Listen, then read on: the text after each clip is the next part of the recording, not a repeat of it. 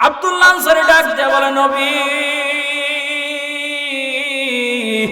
মসজিদের মধ্যে যখন হযরতে বেলাল যখন আযান দেয়, আল্লাহ পাক রব্বুল আলামিন বলেন, যখন আযান হয়ে যায়, ফাসআউ ইলা যিকরিল্লাহ, তোমরা নামাজ পড়ার জন্য আল্লাহর দিকে, মসজিদের দিকে তোমরা চলে যাও।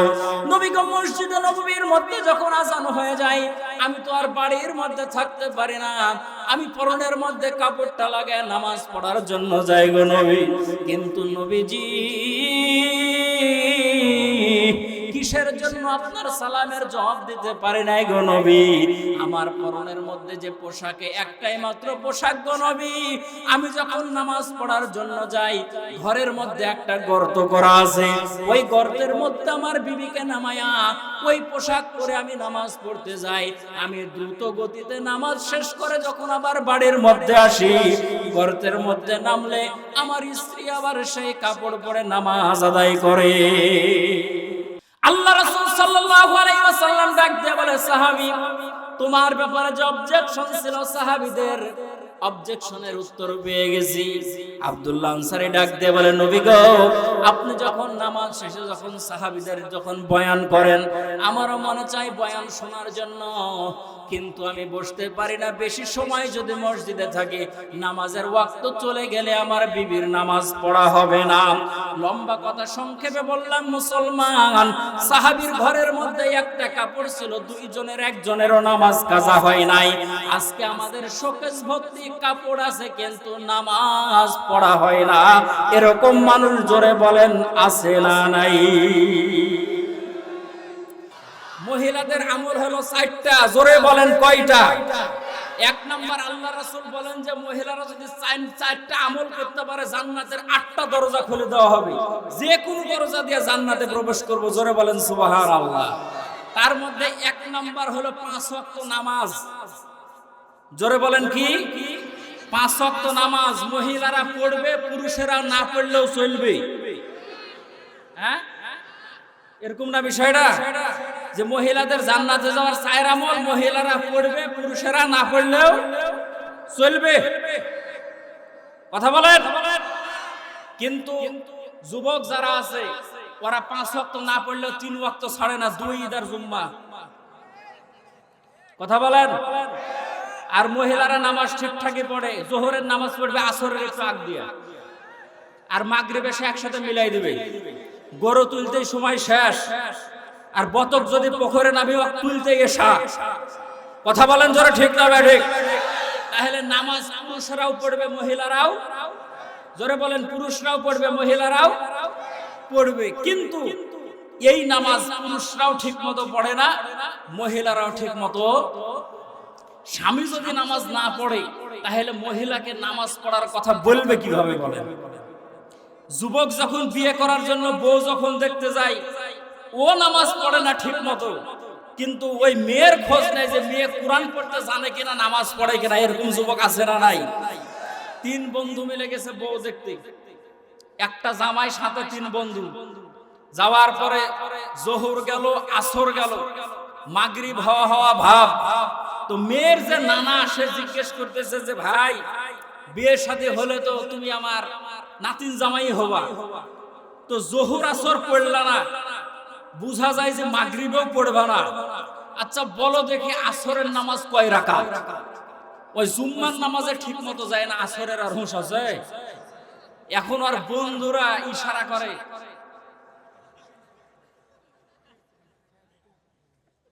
বন্ধুরা ইশারা করে, ওই ফট করে বলতেছে 12 রাকাত। নানা শ্বশুর চমকে উঠল, হায় সর্বনাশ! যদি 8 রাকাত বলতো তাও তো বুঝতাম যে সুন্নত পড়ার অভ্যাস আছে। আর তাকাবো বললো 12 রাকাত, বিয়া হবে না, ক্যান্সেল, নট এলাও, চলে যাও। বন্ধুরা আসার পরে বলে, হারে তোকে যে দেখালাম 3 বার দেখাইছে, তো 12 মেরে দিয়েছে। তুই তো দেখালাম যে 4 রাকাত, তুই 12 বললি কেন? 12 বলে দিল না, 4 বললে দিত। এরকম যুবক জোরে বলেন আছে না নাই? তাহলে পুরুষরাও নামাজ পড়বে, মহিলারাও নামাজ পড়বে। আল্লাহ তাআলা কোরআনের মধ্যে বলেন, এখন আমরা হুজুররা যখন ওয়াজ করি, আপনারা বলেন যে হুজুর পুষাইলে নামাজ পড়বো, না পুষাইলে পড়বো না, মানে একটা পুষাপুষির ব্যাপার আছে। কথা বলেন জোরে ঠিক না ঠিক? তাছাড়া বাংলাদেশে 16 ডিসেম্বর 54 বছর পার হয়ে 55 বছরে আজকে বাংলাদেশ পা দিয়েছে। কথা বলেন জোরে ঠিক না ঠিক? এই দেশের মধ্যে আল্লাহ তাআলা কোরআনের মধ্যে বলেন, যারা দেশের মধ্যে সরকারের মধ্যে দেশ পরিচালনার কাজে যারা আসবে তারা 4 দফা কর্মসূচি পালন করবে। তার মধ্যে 1 নাম্বার হলো তারা 5 ওয়াক্ত নামাজ সংসদে কায়েম করবে। 54 বছরে বাংলাদেশের সংসদে নামাজের বিল পাস হয় নাই। কথা বলেন জোরে ঠিক না ঠিক? এজন্য আমরা হুজুরেরা ওয়াজ করলে পুষাইলে পড়েন, না পুষাইলে না পড়েন।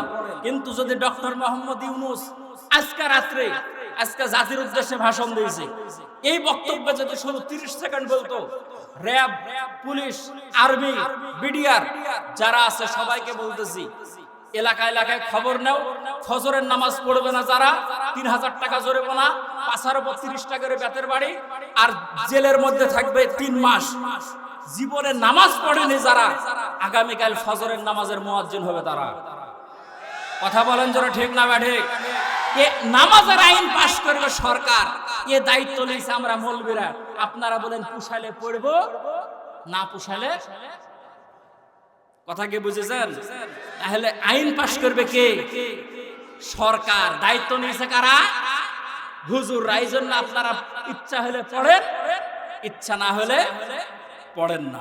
সম্মানিত ভাইয়েরা আমার, খেয়াল করে শোনেন, আল্লাহ পাক রব্বুল আলামিন মহাগ্রন্থ আল কোরআনুল কারীমের মধ্যে জানায় দিলেন, দুনিয়ার মানুষেরা যাদেরকে আমি আল্লাহ পাক রব্বুল আলামিন দুনিয়ার মধ্যে দেশ পরিচালনার কাজের মধ্যে দেব, তারা 1 নম্বরে ওয়াকিমুস সালাত, তারা নামাজ কায়েম করবে, নামাজ তারা প্রতিষ্ঠা করবে সমাজের মধ্যে।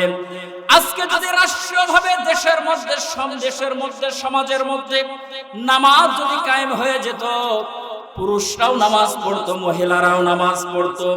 নামাজের উপরে একটা দৃষ্টান্ত দিয়ে আপনাদের কাছে এই বিষয়টা ক্লোজ করব।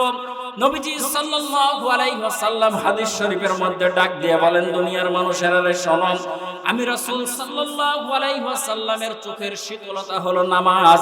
আল্লাহ পাক রব্বুল আলামিনের হাবিব বলেন, দুনিয়ার মানুষেরা হাসরের ময়দানে সর্বপ্রথম নামাজের হিসাব হবে। হিসাব যদি তোমার সহজ হয়ে যায়, অন্যান্য হিসাবগুলো তোমার সহজ হবে। নামাজের হিসাব যদি তোমার দিতে যদি না পারো, অন্যান্য হিসাব তোমার জন্য কষ্টের হয়ে যাবে।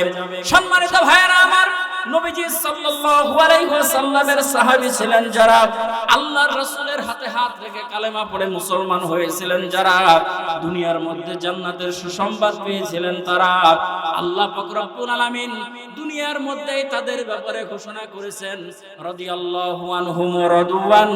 আল্লাহ পাক রব্বুল আলামিন তাদের উপরে খুশি, তারাও ছিল আমার মালিকের উপরে খুশি। আওয়াজ দিয়া জোরে বলেন সুবহানাল্লাহ। প্রসিদ্ধ একটা ঘটনা, নবীজি সাল্লাল্লাহু আলাইহি ওয়াসাল্লামের একজন সাহাবী ছিল, পর্দার অন্তরের মা বোনেরা দিলের কান দিয়ে শুনবেন, মা আপনাদেরকে গালি দেওয়ার জন্য এখানে আসি নাই, আপনাদেরকে ভৎসনা করার জন্য এখানে আসি নাই, আপনাদের ব্যাপারে খারাপ কোনো কথা বলার জন্য এখানে আসি নাই, কারণ আমিও একটা মায়ের সন্তান, আপনাদের মতো মায়ের পেট থেকে আমার জন্ম হয়েছে। সম্মানিত মা বোনেরা এবং যে সমস্ত বাবারা আমার সামনে বসে আছেন, খেয়াল করে শুনেন, নবীর একজন সাহাবী নাম হলো হযরতে আব্দুল্লাহ আনসারী। আল্লাহর রাসূলের পিছনে নামাজ পড়ে, কিন্তু নামাজ শেষ হয়ে গেলে মুসলমান আব্দুল্লাহ আনসারী আর মসজিদের মধ্যে থাকে না, দৌড় দিয়ে বাড়ির মধ্যে চলে যায়। সাহাবীরা কথা বলা শুরু করলো, কানা ঘোষা করা শুরু করলো। আব্দুল্লাহ আনসারী কি নামাজ পড়ে, নামাজ পড়েই কেবলমাত্র শুধু সালাম ফিরায় এই বাড়ির দিকে চলে যায়। এক কান দুই কান করতে করতে আমার রাসূলের দরবার পর্যন্ত খবর চলে আসলো। আমার নবী ডাক দিয়ে বলল, সাহাবীরা শোনো, তোমাদের এখানে কথা বলার কোনো প্রয়োজন নাই, আমি আব্দুল্লাহ আনসারীর কাছে যাব, আমি নিজে খবর নেব। আব্দুল্লাহ আনসারী কিসের জন্য দৌড় দিয়ে বাড়িতে চলে যায়। সাহাবীদেরকে সাথে নিয়ে আল্লাহর রাসূল আব্দুল্লাহ আনসারীর বাড়ির দরজার কাছে দাঁড়ায় গেলেন। একবার সালাম দিলেন মুসলমান, আব্দুল্লাহ আনসারী কোনো জবাব দেয় না। দ্বিতীয়বার সালাম দিলেন, কোনো জবাব নাই। তৃতীয়বার সালাম দিলেন, তারপরও ভিতর থেকে কোনো জবাব আসলো না। আল্লাহর রাসূলের সুন্নাত হলো, আদর্শ হলো, কেউ যদি কারো বাড়ির মধ্যে যায়, দরজার মধ্যে নক করার আগে সালাম দিবে।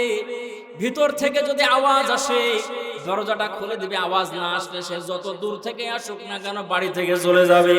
কিন্তু আমাদের দেশে কি আজকে কেউ কারো বাড়িতে গেলে সালাম আছে নাকি?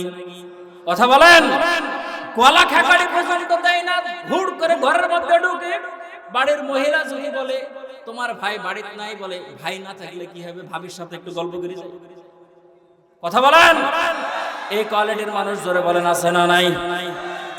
আব্দুল্লাহ আনসারী ঘরের ভিতর থেকে কোনো জবাব দেয় না। আল্লাহর রাসূল নক করলেন, দরজার মধ্যে ফিরে চলে যায়।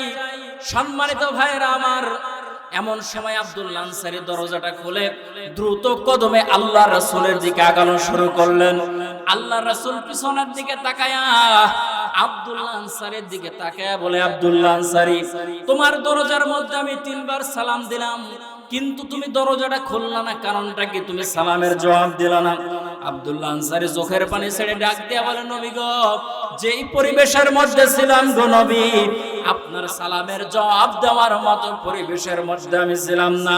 আল্লাহর নবী ডাক দিয়া বলে, আব্দুল্লাহ আনসারী, কোন পরিবেশের মধ্যে তুমি ছিলাম? আব্দুল্লাহ আনসারী ডাক দিয়া বলে, নবী, মসজিদের মধ্যে যখন হযরতে বেলাল যখন আযান দেয়, আল্লাহ পাক রব্বুল আলামিন বলেন, যখন আযান হয়ে যায়, ফাসআউ ইলা যিকরিল্লাহ, তোমরা নামাজ পড়ার জন্য আল্লাহর দিকে, মসজিদের দিকে তোমরা চলে যাও। নবী গো, মসজিদে নববীর মধ্যে যখন আযান হয়ে যায়, আমি তো আর বাড়ির মধ্যে থাকতে পারি না, আমি পরনের মধ্যে কাপড়টা লাগায় নামাজ পড়ার জন্য যাই গো নবী। কিন্তু নবীজি, কিসের জন্য আপনার সালামের জবাব দিতে পারে নাই গো নবী? আমার পরনের মধ্যে যে পোশাকে একটাই মাত্র পোশাক গো নবী, আমি যখন নামাজ পড়ার জন্য যাই, ঘরের মধ্যে একটা গর্ত করা আছে, ওই গর্তের মধ্যে আমার বিবিকে নামায়া ওই পোশাক পরে আমি নামাজ পড়তে যাই। আমি দ্রুত গতিতে নামাজ শেষ করে যখন আবার বাড়ির মধ্যে আসি, গর্তের মধ্যে নামলে আমার স্ত্রী আবার সেই কাপড় পরে নামাজ আদায় করে। আল্লাহ রাসূল সাল্লাল্লাহু আলাইহি ওয়াসাল্লাম ডাক দিয়ে বলে, সাহাবী, তোমার ব্যাপারে যে অবজেকশন ছিল সাহাবীদের, অবজেকশনের উত্তর পেয়ে গেছি। আব্দুল্লাহ আনসারী ডাক দিয়ে বলে, নবী গো, আপনি যখন নামাজ শেষে যখন সাহাবীদের যখন বয়ান করেন, আমারও মনে চাই বয়ান শোনার জন্য, কিন্তু আমি বসতে পারি না। বেশি সময় যদি মসজিদে থাকি, নামাজের ওয়াক্ত চলে গেলে আমার বিবির নামাজ পড়া হবে না। লম্বা কথা সংক্ষেপে বললাম, মুসলমান সাহাবীর ঘরের মধ্যে একটা কাপড় ছিল, 2 জনের 1 জনেরও নামাজ কাজা হয় নাই। আজকে আমাদের শোকেস ভর্তি কাপড় আছে, কিন্তু নামাজ পড়া হয় না। এরকম মানুষ জোরে বলেন আছে না নাই? এই জন্য 1 নাম্বার নামাজ পুরুষরাও পড়বে, মহিলারাও। কথা কি ক্লিয়ার? কথা কি আমার স্পষ্ট বোঝা যায়? যদি না বোঝা যায় তাহলে কিন্তু হবে না। এলাকার মেম্বার হলো নাতি, মেম্বার কি? নাতি হলো মেম্বার। কথা বলেন, নাতি হলো মেম্বার। দাদি বলতেছে যে, দাদি আমি তো মেম্বার, তো তোমার একটা আইডি কার্ড দিও, তোমাকে আমি বিধবা ভাতার কার্ড করে দেব। তো দাদি বলতেছে যে, শরীরই চলে না, ভাতার দিয়া কি করব? কথা কি বুঝেছেন আমার? তো দিবি তো দিবি, একটা চ্যাংড়া দিবি, বা বুড়া ভাতার দিবি। কথা কি আমার বুঝেছেন? আচ্ছা, নাতির কথা যদি দাদি বুঝতো তাহলে কে উত্তর দিত? মানে আপনারা শেষে যায় যদি বলেন, হুজুর কি বললো বুঝতে পারলো না, তাহলে কিন্তু হবে না। কথা কি ক্লিয়ার? জোরে বলেন ক্লিয়ার? তাহলে 1 নাম্বার মহিলাদের আমল গেল 5 ওয়াক্ত নামাজ ফরজ করেছেন কে? জোরে বলেন, জোরে বলেন, জোরে বলেন আল্লাহ। তাহলে মহিলারাও পড়বে, পুরুষরা এটা আসতে বলছে পড়বে। আর এই বিল পাস করবে, জোরে বলেন কে? জোরে বলেন সরকার। আল্লাহ পাস করবে? আল্লাহ তো বলে দিয়েছে এটা পাস করবে সরকার। এখন শোনেন, আমরা 54 বছরে বহুত কিছু সার্কাস দেখেছি। এবার এমন মানুষের হাতে আমরা ক্ষমতা দিতে চাই যারা সংসদে যাওয়ার পরে নামাজের আইন পাস করবে। কথা বলেন জোরে ঠিক না বেঠিক? কথা বলেন জোরে ঠিক না বেঠিক? এই জন্য কোন ধরনের কোন দিকে কান দিবেন না। আমরা 54 বছর বহুত কিছু দেখেছি, এবার আমরা সংসদে কোরআন দেখতে চাই। কথা বলেন জোরে ঠিক না বেঠিক? তাহলে 1 নাম্বার নামাজ, জোরে বলেন 1 নাম্বার নামাজ। দ্বিতীয় নাম্বার হলো রোজা। মহিলাদের আমল, মা বোনেরা খেয়াল করে শোনেন। দ্বিতীয় নাম্বার হলো রোজা। মহিলারা রমজানের রোজা 30টা করে, যে কটা পারে করে। তারপরে শাওয়ালের 6টা করে, মানে নফল রোজা করে। সুন্নত, নফল, ওয়াজিব যা রোজা আছে সব করে। মান্নতের কটা করে। স্বামী অসুস্থ হলে নিয়ত করে তার কানে 2টা করে। কথা আমার বুঝতে পারেন? স্বামী অসুস্থ হলে পারে বউ মান্নত করে না যে আমার স্বামীর অসুখ ভালো হয়ে গেলে 2টা রোজা করবো। আপনারা বইয়ের আমাদের জীবনে করেনি নাকি? করে কি করে না? আচ্ছা, আমাদের বউরাও তো অসুখ হয়, আমরা কি জীবনে এই মান্নত করতে পারিছি? কথা বলেন, আমরা পারি না। তাহলে মা বোনেরা ওরা সব রোজাও করে, নফল, ওয়াজিব, সুন্নত যা আছে সবগুলো করে। স্বামী সন্তান অসুস্থ হলে তার নিয়তেও আবার 2টা করে। কথা বলেন। আর রমজান মাস আসলে যুবকরা এসে আবার প্রশ্ন করে যে হুজুর, শুকনা জিনিস খায় রোজা হবে না কেন রে বা? মানে হারামে বিড়ি খাই, মানে ওই ভাতের খিজা সহ্য করতে পারে, বিড়ির নেশা সহ্য করতে পারে না। আর বিড়ি খোর যদি নামাজে যদি পাঁজরে দাঁড়ায় হুজুর, মনে হয় যে কানের নিয়ারটা ছাড়ি দিয়ে কানের উপর পট পট পট। কথা বলেন। ওর সাথে কত মানুষ আসতে মুসাফা করতে আসে, বিড়ি খোর যদি মুসাফা করে 3 দিন বন্ধ থাকে হাতে।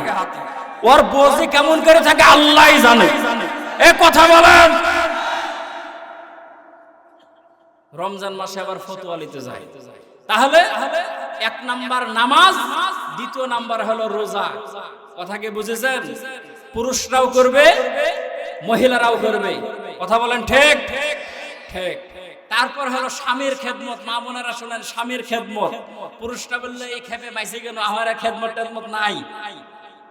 এই কথা বলেন। মা বোনেরা স্বামীর খেদমত করবে, ওরা যতটুকু পারে খেদমত করে। আমরা আবার খেদমত দেই অন্যরকম। বউয়ে মারতে মারতে মারতে মারতে বউ বলে ভাই আর মারিস না, স্বামী বলে ভাই বললে হবে না, আব্বা বোন। এরকম স্বামী আছে না নাই? কে কে বউয়ে মারেন হাত তুলেন। একটা তুলিছে, তুই বিয়া করেছিস বা ঝোঁকে তুলিছে। আর নাই তো মারবে কেমন করে, মানে থাকলে মারতো। হাত তোলেন কে কে বউয়ে মারেন? সব ফেরেশতা মনে হচ্ছে জান্নাত থেকে পালাই গেছে, যাতে সে এখনই বসলো। আর মহিলারা তো ক্যামেরা দেখছে, বলছে হুজুর কি পিটা পিটো, এটা তো আমি জানি। কথা বলেন। এই জন্য মা বোনেরা শোনেন, মহিলাদেরকে মারা কি যায়? যায় যায়। আল্লাহ রাসূল বলেছেন যে 4 দোষ করলে মায়ের। জোরে বলেন কয় দোষ? এবার মহিলারা বলতেছে যে কি ওয়াজি করে, সকালবেলা কি জানে শুরু হয়। আল্লাহ রাসূল বলেন মহিলারা সম্মানের জাতি, মহিলাদেরকে মারবা না। কিন্তু মহিলারা যদি 4টা দোষ করে ছাড়বে না, বাটাম দিয়া লাগাবে, মায়ের হবে। আবার ওরে বাবা, মুরব্বি ঠিক বলেছে, মানে ছাড়বে কোথায় রাইতে যায় নাকি আল্লাহই জানে। তবে মারবেন কোন লাঠি দিয়ে, এটাও 1400 বছর আগে, 1500 বছর আগে আল্লাহ রাসূল বলেছেন। লাঠি হবে আধা হাত। এখন যুবকেরা বলবে হুজুর এটা দেখে মারলে পুষায়, মানে এটা তো পুষাপুষিরও ব্যাপার আছে। কথা বলেন। মারুয়া পার্টি যারা, তারা বলবে হুজুর আধা হাত লাঠি দিয়া পুষায় না। সম্মানিত ভাইয়েরা আমার, আল্লাহ রাসূল বলেন মহিলারা হলো সম্মানের জাতি, মহিলাদেরকে মারবা না। কিন্তু 4টা যদি দোষ করে তাহলে ছাড়বে না, বাটাম দিয়া লাগাবে। 1 নাম্বার দোষ, যদি নামাজ না পড়ে, যদি বলে নামাজ আমি পড়বো না, পড়ার কথা বলবেন, যদি না শুনে বাটাম দিয়ে ছাড়বেন। কথা কি বোঝা গেছে? দ্বিতীয় নাম্বার, রমজান মাসের রোজা যদি বলে করবো না, ওষুধ হলো। জোরে বলেন কি? কথা বলেন। বাইলে মানে ওর কপালে যে কি আছে আল্লাহই জানে। নামাজ না পড়লে মায়ের। রমজান মাসে যদি রোজা না করতে চাই, ওষুধ হলো মার। 3 নম্বরে যদি পর্দা না করতে চাই, যদি বলে আমার বিলাতি আঙ্গুরের মতো চেহারা, আমি বোরখা দিয়া ঢাকবো না, যাক এরকম মহিলা জোরে বলেন কি? 4 নম্বর, স্বামী বাদে চাচাইতো ভাই, খালাইতো ভাই, দুলাইতো ভাই, দুলা ভাই, অন্যান্য ভাইয়ের সাথে যদি বেড়াতে যেতে চাই, বলে তুমি থাকো একটু দুলা ভাইয়ের সাথে কক্সবাজার ঘুরে আসি, ওষুধ হলো। জোরে বলেন। কিন্তু আল্লাহ রাসূল বলেন 4টা দোষ করলে ছাড়বে না, মারবা। তবে আবার 4 জায়গায় মারা যাবে না। জোরে বলেন কয় জায়গায়? 4 জায়গায় মারা যাবে না। 1 নাম্বার মাথায়, 2 নাম্বার মুখে, 3 নাম্বার বুকে, 4 নাম্বার পিঠে। হুজুর মারার জায়গায় শেষ। হ্যাঁ, ঠ্যাং আছে কোমর থেকে নিচের দিক, আধা হাত লাঠি। হ্যাঁ, এক মাহফিলে বললাম আধা হাত লাঠি, মুরব্বি বলে ওটা দিয়ে মারে সেটা হবে না, গুতা দিয়ে ফুটা করে দেবো।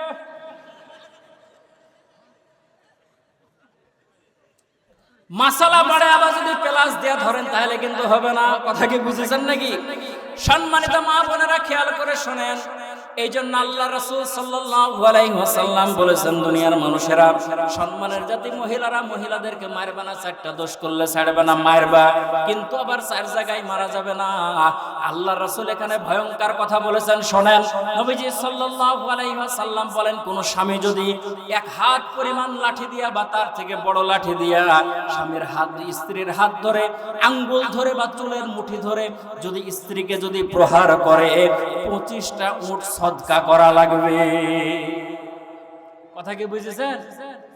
স্ত্রীকে যদি 1 হাত লাঠি দিয়ে, হাত যদি চুল দিয়ে চুল ধরে, হাত ধরে যদি আপনি প্রহার করেন, 25টা উট সদকা দেওয়া লাগবে। 25টা উটের দাম মোটামুটি 50 লাখ টাকা। মা বোনদেরকে বলবো, মা বোনেরা অতীতে যারা মার খাইছেন মাফ করে দিবেন। আগামী কাল থেকে কেউ যদি মারার নিয়তে আপনার কাছে যায়, আপনি বলবেন, তারেক হুজুর আমাদের ওয়াজ করে দিয়েছে, আমাদেরকে মারতে হলে 25টা উট সদকা দিতে হবে। দেখবেন উটেরও ব্যবস্থা করতে পারবে না, কপালে মারও হবে না। কথা বলেন যারা, ঠিক না ঠিক? তাহলে মহিলা আরেক মারলে উট সদকা হবে কটা? দিতে পারবেন 25টা উট? তাহলে বইয়ে মারবেন? হ্যাঁ, তাও যে হয়ে গেছে। তাহলে শোনেন, মা বোনেরা স্বামীর খেদমত করবে। জোরে বলেন, কি করবে? স্বামীর খেদমত করবে। আচ্ছা, খেদমত কিভাবে করে? আমাদের স্ত্রীরা, এক হুজুর ওয়াজ করেছে যে স্বামীর খেদমত, কেউ যদি ঠান্ডার দিনে স্বামীকে গোসল করার জন্য যদি অজুর পানি, গোসলের পানি যদি গরম করে দেয়, তাহলে হাসরের মাঠে আল্লাহ তাআলা ওই পানি ও নেকের পাল্লা ওজন করে দেবে। বলেছে এক হুজুর ওয়াজ করেছে। এখন এক লোক বাড়ির ভিতর ঢুকতেছে আর বলতেছে, আহারে বউ মানুষেরও আছে, আমারও আছে রে, গরম চাই জুটে না আর গরম পানি। তো বইয়ের মনে একটা আফসোস হয়েছে যে না, একটু পানি গরম করে দেওয়া দরকার। তো ধান উঠানা বড় হাঁড়ির 1 হাঁড়ি টকবেগা গরম পানি যে জায়গায় গোসল করে উঠে রেখে দিয়েছে। এখন আমাদের সাধারণত কাজ হলো যে গোসল করার আগে প্রসাব পায়খানার যদি কোনো কাজ থাকে তো সারি। আল্লাহর কি কাম, মুরব্বি ওখান থেকে 1 বদনা পানি লিয়া প্রসাব করতে গেছে, আগে হেসে দিয়েছেন, মানে বুঝতে পেরে নিয়েছে। প্রসাব করার পরে বাস আল্লাহুম্মা ইন্নী আউযু বিকা মিনাল খুবসি ওয়াল খাবাইস, দোয়া কালমা যা আছে পানি দিয়েছে, দেওয়াও সারা, বেড়া ভেঙে সামনে লাফ মারাও সারা। আর গেলে যে হায় সর্বনাশ, কোন হুজুর ওয়াজ করলো রে যে গরম পানি বলে নেকের পাল্লা 2 জন হবে। এখন সকাল থেকে যদি আবার এই আমল যদি শুরু হয়, তাহলে আবার গোজাকাটি মেডিকেলে আবার সিট বুকিং দেওয়া লাগবে। কথা বলেন। এখন আসেন কেমন খেদমত করলেন নবীজি সাল্লাল্লাহু আলাইহি ওয়াসাল্লামের প্রথম স্ত্রী হযরত আম্মা জান খাদিজাতুল কুবরা রাদিয়াল্লাহু তাআলা আনহা। আমার ভাইরা এখানে যারা হজ করেছেন, উমরা করেছেন, তারা সাক্ষী দেবেন, যেখানে কোরআনুল কারীম নাজিল হয়েছিল, যেই জায়গার মধ্যে জাবালে নূর, জাবালে নূরের মধ্যে আল্লাহ পাক রব্বুল আলামিন আমাকে উঠার মতো তৌফিক দান করেছেন, সেখানে আল্লাহ তাআলা আমাকে নিয়েছেন।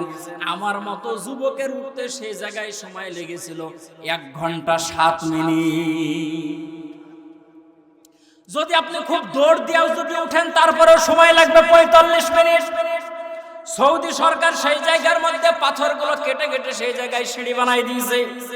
আপনাদের যদি সাক্ষীর যদি প্রয়োজন হয়, এই যে গুমা শিমলা আছে না, শিমলার ইমাম সাহেব ওই জায়গায় টুকটুক করে বসে আছে, আমার সাথে উমরার সাথে ছিল, একসাথে উঠেছি সেই জায়গার মধ্যে, জাবালে নূরের মধ্যে মাওলানা তফিজুল ওই জায়গায় বসে আছে, টুকটুক তাকাইছে। সম্মানিত ভাইয়েরা, আমার একটু হুজুরের কাছে জিজ্ঞেস করলেন, সে জায়গায় উঠলাম। উঠার সময় শুধু মাথার মধ্যে একটা জিনিস আমার চক্কর খাইছে, আল্লাহ এখন তো সরকার সিঁড়ি করে দিয়েছে, রেলিং করে দিয়েছে, ধরে ধরে উঠা যায়, বিশ্রাম করা যায়, পানি পান করা যায়। ১৫০০ বছর আগে আমাদের আম্মা জান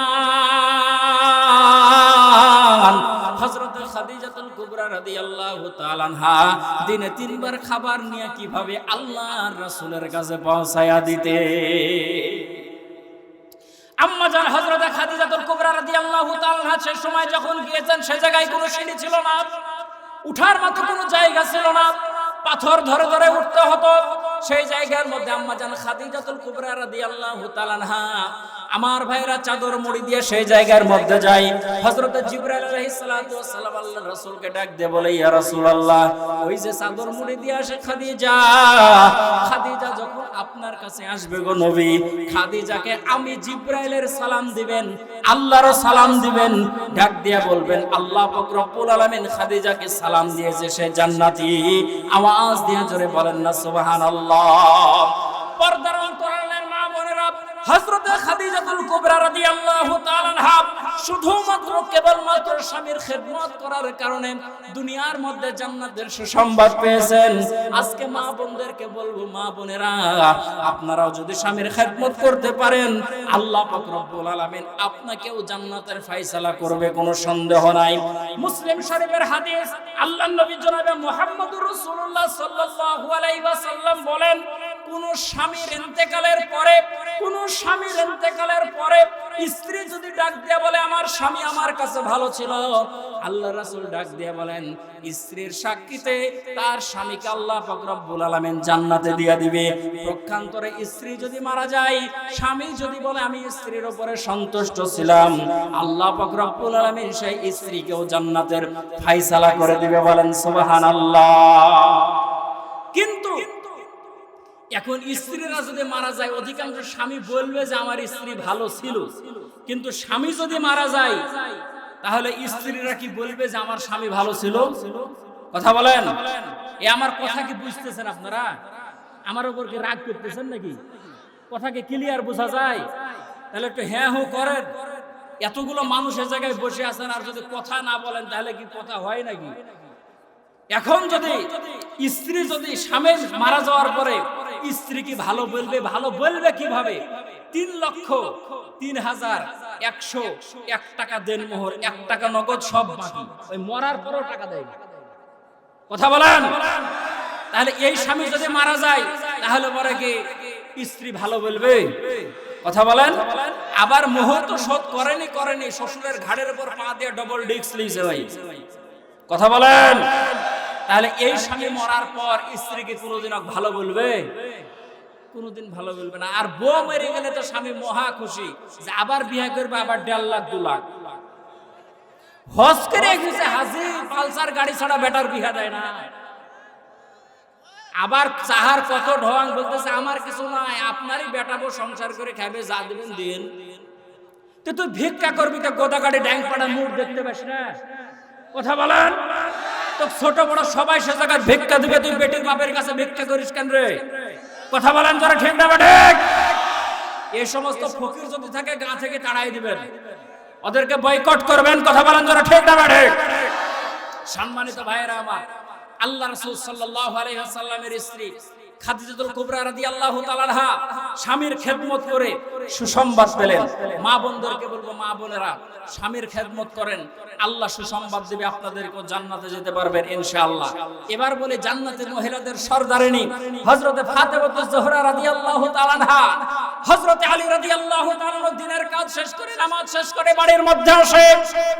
যতবার হযরতে ফাতেমাতুজ জোহরা রাদিয়াল্লাহু তাআলা আনহাকে ডাক দেয়, একটা ডাক দিতে হয়, দ্বিতীয়বার আর ডাক দিতে হয় না। হযরতে ফাতেমা দরজাটা খুলে দেয়। একদিন হযরতে ফাতেমাতুজ জোহরা রাদিয়াল্লাহু তাআলা আনহা দরজা খুলে দিলেন। হযরত আলী রাদিয়াল্লাহু তাআলা আনহু হযরতে ফাতেমার উপরে সন্তুষ্ট হইয়া আল্লাহ পাক রব্বুল আলামিনের দরবারে 2টা হাত তুলে দোয়া করলেন, আল্লাহ আমি ফাতেমার উপরে বড় সন্তুষ্ট, আপনি আমার ফাতেমাকে জীবনে কষ্টের মধ্যে রাখিয়েন না, আর আমার ফাতেমাকে আপনি জান্নাতি মহিলাদের সরদারিনী বানায়া দিয়েন। আওয়াজ দিয়া জোরে বলেন সুবহানাল্লাহ। মা বোনেরা সবাই জানে, আমরা সবাই জানি, নবীজির মেয়ে হযরতে ফাতেমা জান্নাতি মহিলাদের সরদারিনী হবে। কিন্তু কার দুয়ার বরকতে জান্নাত যে মহিলাদের সরদারিনী হয়েছিল এটা আমাদের অনেকের জানা নাই। এটা হলো তার স্বামী হযরতে আলী রাদিয়াল্লাহু তাআলা নূর দুয়ার বরকতে আল্লাহ পাক রব্বুল আলামিন হযরতে ফাতেমাতুজ জোহরাকে জান্নাতি মহিলাদের সরদারিনী বানিয়ে দিয়েছে। বলেন সুবহানাল্লাহ। এই সংবাদ জিবরাইল আলাইহিস সালাতু ওয়াস সালাম আল্লাহর রাসূলের কাছে পৌঁছায়া দিয়েছে। এই জন্য মা বোনদেরকে বলবো, মা বোনেরা, স্বামী যদি আপনার খারাপ হয়, ফেরাউনের থেকে তো খারাপ নয়। এই জন্য ফেরাউনের স্ত্রী আল্লাহ পাক রব্বুল আলামিনের কাছে দোয়া করেছিল, আল্লাহ আপনার ঘরের পাশে, আপনার পাশে আমাকে একটা ঘর বানায় দিয়েন। আল্লাহ পাক রব্বুল আলামিন তাকেও সুসংবাদ দিয়েছে, নিজের পাশে একটা ঘর বানায়া দেওয়া, এটাও স্বামীর খেদমতের বিনিময়ে। এই জন্য মা বোনদেরকে বলবো, মা বোনেরা, স্বামী যদিও আপনার খারাপ হয়, স্বামী আপনাকে গালি দেয়, মারধর করে, আপনার সঙ্গে খারাপ ব্যবহার করে, মাগো, তারপরে আপনার পায়ে হাত দিয়ে বলবো, মা, স্বামীর সঙ্গে কোন সময় আপনি খারাপ ব্যবহার করবেন না, স্বামীর খেদমত করেন, স্বামীকে সন্তুষ্ট করে আপনি কবরের মধ্যে যান। আল্লাহ পাক রব্বুল আলামিন আপনার জন্য জান্নাতের 8টা দরজা খুলে দেবে। জোরে বলেন সুবহানাল্লাহ। চতুর্থ নাম্বার আমল হলো নিজের সতীত্বের হেফাজত, অর্থাৎ পর্দা। জোরে বলেন কি দা? পর্দা। এখন পর্দা ঘরের দরজায় আছে, জানালার দরজায় আছে, কিন্তু মহিলাদেরকে পর্দা আছে নাকি? কথা বলেন। শহরে বাজারে দেখো নারীদের ঢল, পর্দাবিহীন তারা করে ঝলমল। শহরে বাজারে দেখো নারীদের ঢল, পর্দাবিহীন তারা করে ঝলমল। অন্যকে তার দিকে আশেক বানাই, অন্যকে তার দিকে আশেক বানাই। দেশটায় আজি ধ্বংস নারীর বেপরদাই, সবার মুখে একই আওয়াজ, হাই হাই হাই। কথা বলেন। ইবলিসের বড় জ্বালা বাংলাদেশে, আগমন হয়েছে নারীর বেশে। দলে দলে নিয়া নারী মেলা মিলাই, পার্কে বসিয়া ওরা বাদাম খাওয়ায়, সবার মুখে একই আওয়াজ, হাই হাই হাই। কথা বলেন জোরে, ঠিক না বেঠিক? চতুর্থ নাম্বার হলো মা বোনেরা পর্দা। কিন্তু মহিলারা এখন বলে, হুজুর নামাজ পড়বো, রোজা রাখবো, স্বামীর খেদমত করব, কিন্তু বোরখা দিয়ে মুখ চোখ ঢাকবো না। এরকম মহিলা বুঝি এলাকায় নাই? জোরে বলেন আছে না নাই? নৈশ ক্লাবে যাই রে বিবি ডানা কাটা পরে, নৈশ ক্লাবে যাই রে বিবি ডানা কাটা পরে, ফুটানি ব্যাগে হাতে নিয়ে রূপের বাহাদুরি, রূপের বাহাদুরি। আবার ওরাই নাকি ভদ্র সমাজ, আবার ওরাই নাকি ভদ্র সমাজ, আছে বাড়ি গাড়ি, ওহির সমাজ কায়েম করে। বাঁচাও দেশের নারী, বাঁচাও দেশের নারী, বাঁচাও দেশের নারী। কথা বলেন জোরে, ঠিক না ঠিক? তাহলে নামাজের আইন পাশ করবে সরকার, রোজার আইন পাশ করবে সরকার।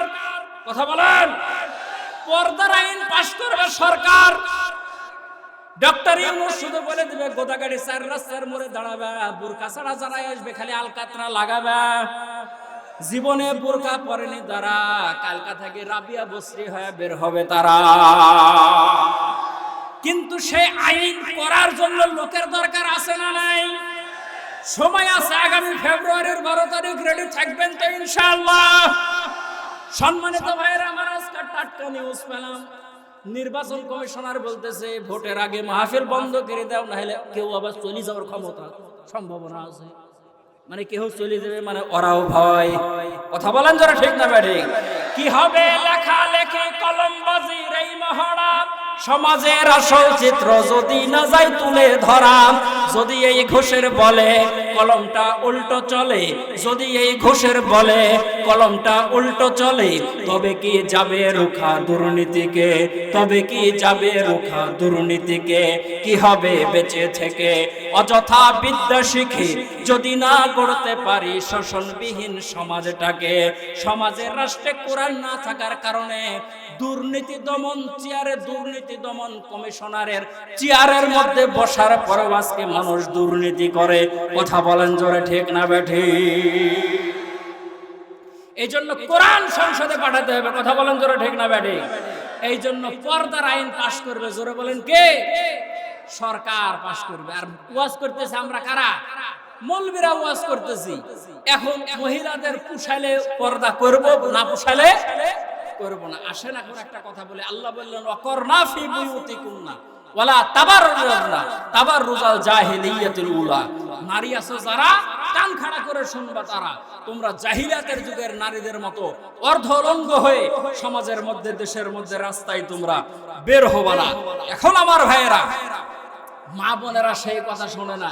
এখন মহিলারা যেহেতু বোরখা পরে না, এখন আমাদের মতো হুজুররা 4.5 গজ কাপড় দিয়ে বড় জুব্বা পরে। কথা বলেন, ওরা পরে থ্রি পিস, আর আমরা পরে জুব্বা বোরখা ধরেছি আমরা। কথা বলেন না কেন? যে বাড়ির কর্তা সে যায়, হাতে কপ লাগে না, শার্টের টাই দিয়া লাগে না, বারান্দা লাগিয়ে মাথা, শার্টের অর্ধেক উপরে অর্ধেক ভিতরে, প্যান্ট পরেছে তাও টাকুর নিচে, তারপরে পরেছে জুতা, এইভাবে যায় বাড়িওয়ালা। আর ওর বউ যায় এমন ব্লাউজ পরেছে, ব্লাউজের হাতি না। জোরে বলেন আছে না নাই? তাহলে পর্দার কথা বললেন আল্লাহ, নারীদেরকে পর্দা করলেন কারা? পুরুষরা। আমার এক হুজুর উদাহরণ দিয়ে বলতো যে এক বিয়ের বাড়িতে খাওয়া দাওয়া চলতেছে, তো গরুর গোশত নিয়ে আসছে। তো ওই লোক বলতেছে যে ভাই আমি গরুর গোশত খাই না। বলে কেন? বলে আমার বাচ্চা দুধ খাই, তো আমার বাচ্চার অসুখ, ডাক্তার নিষেধ করেছে, গরুর গোশত খাওয়া যাবে না। বলে আরে ভাই বাচ্চা তো দুধ খায়, আর মায়ের দুধ খায়, আপনার তো খায় না, আপনি গরুর গোশত খেলে সমস্যা কি? বলে ওর মায়ের নিষেধ করে, ওর মা খায়, বাদ দেয় না, কারণ আমি খাওয়া বাদ দিয়েছি। কথাকে বুঝেছেন নাকি?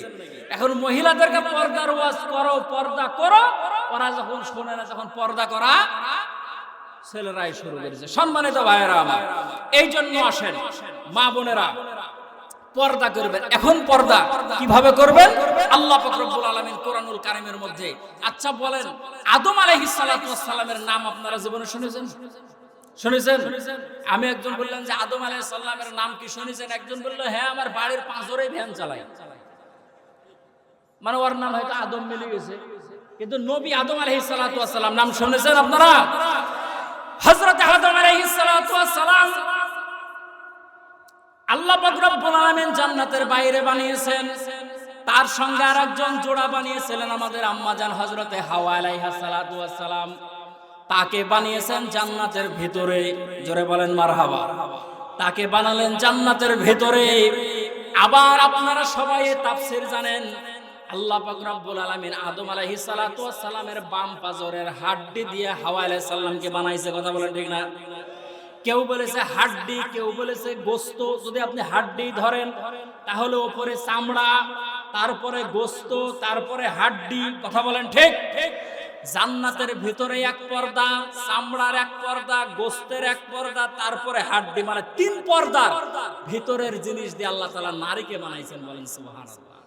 তাহলে নারী কি বানাইছেন? এই রাস্তার ধারের মাটি কাটার কেন? সরকারের যত কাজ বেটা চাল বসে থাকে, মহিলারা খোঁড়া কাটে।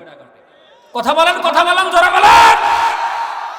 সম্মানিত ভাইরা আমার, তাহলে নারীদেরকে আল্লাহ তাআলা বললেন পর্দার মধ্যে থাকতে, ওরা পর্দা করে না। আল্লাহ পাক রব্বুল আলামিন বললেন যে নারী যারা, তারা পর্দার মধ্যে থাকবে। সম্মানিত ভাইরা আমার, তাহলে মা বোনদের আমল শোনেন। 1 নাম্বার 5 ওয়াক্ত নামাজ পড়বে, রমজান মাসে রোজা রাখবে, স্বামীর খেদমত করবে, নিজের সতীত্বের হেফাজত করবে, 4টা আমল করবে। জান্নাতের দরজা খোলা, জাহান্নামের দরজায় তালা। আল্লাহ পাক রব্বুল আলামিন তাকে জান্নাতের ফয়সালা করে দিবে। যেই দরজা দিয়ে ইচ্ছা সেই দরজা দিয়ে মালিকের জান্নাতে চলে যাবে। আওয়াজ দিয়া জোরে বলেন সুবহানাল্লাহ। আর একটু জোরে বলেন সুবহানাল্লাহ।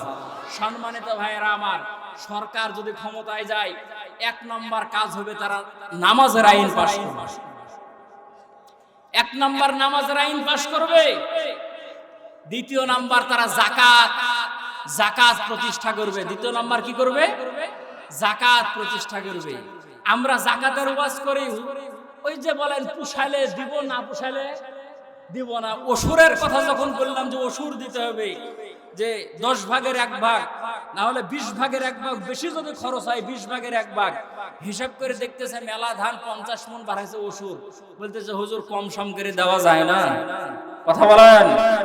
মানে পুষাইলে দিবে, না পুষাইলে দিবে না। কিন্তু সরকার যদি জাকাত যদি প্রতিষ্ঠা যদি সরকারি ভাবে যদি আইন হতো যে খোঁজ নাও যাদের টাকা আছে তারা যদি জাকাত না দেয় 10 লাখ টাকা জরিমানা, 10 বছর জেল, পাছার উপর 100 টাকার বাড়ি। ওর বাপ যদি 1971 সালে যদি মরে যায় থাকে, ঘুমের ঘরে আর বড় বাবা এসে বলবে বেটা সাইফুল আগে জাকাতটা দিই। কথা বলেন। আর মরা বাপ কবর থেকে এসে বলবে যে জেলে দিয়ে দিবে আগে জাকাতটা আদায় কর।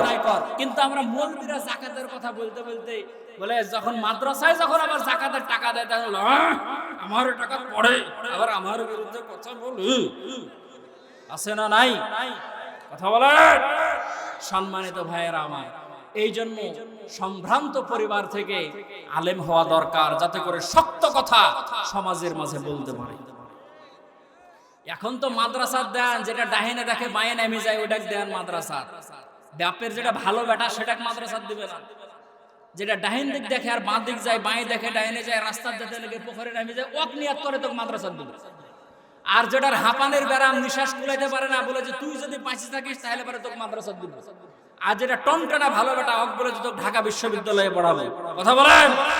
সম্মানিত ভাইয়েরা আমার, এই জন্য সম্ভ্রান্ত পরিবার থেকে আলেম হওয়া দরকার, যাতে করে শক্ত কথা শক্তভাবে সমাজের মাঝে বলতে পারে। তাহলে নামাজের আইন পাশ করবে, যাকাত কায়েম করবে, ওয়াকিমুস সালাত ওয়াতুজ যাকাত, সৎ কাজের আদেশ করবে, অসৎ কাজে বাধা প্রদান করবে সরকার। সৎ কাজে যদি আদেশ করে, অসৎ কাজে বাধা এমনিতেই হয়ে যাবে।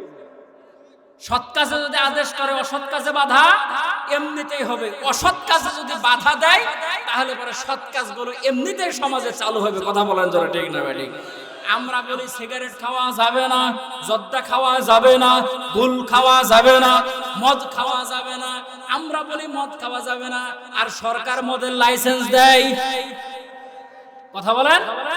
আমরা বলি মদ খাওয়া যাবে না, সরকার মদের লাইসেন্স দেয়।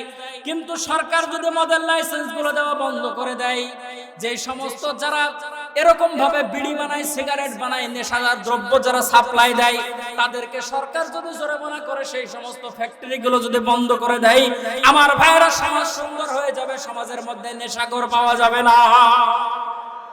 সিগারেট খায়, বিড়ি খায়, গাঁজা খায়, মাগরিবের পর বসে থেকে আছে না নাই, জিকির শুরু করেছে ইয়াবা, ওটা খাবে। এরকম যুবক কি এলাকাত নাই? আছে। সেদিন রাজশাহী গেছে, আমার মাহফিল রাজশাহী থেকে আসতেছি, এক যুবক একটা জিনিসের দাম জিজ্ঞেস করতেছে, কোন জিনিস ওটা আর বললাম না। দোকানদার বলতেছে, হারে বা এত অল্প বয়সে গাল বসে গেল কেন? হাইরে খাপা খেয়েছি। কথা কি বুঝেছেন নাকি? গাল বসার কারণ কি? কথা বলেন। সম্মানিত ভাইয়েরা আমার, সরকার ক্ষমতায় যায় কি করবে? নামাজ কায়েম করবে, যাকাত আদায় করবে, সৎ কাজের আদেশ করবে, অসৎ কাজে বাধা প্রদান করবে। সম্মানিত ভাইয়েরা আমার, এই জন্য আমাদের দেশের মধ্যে এই আইনগুলো চালু হোক, এটা আমরা চাই। তো সবাই কারা কারা চান না? হাত তুলেন। একজন তুলতে লেগে অর্ধেক নামাই দিয়েছে। আমরা সবাই চাই। দুই হাত টান টান করে একটু আল্লাহ দেখান তো সবাই। মাঝখান থেকে একজন তাকবীর দেন।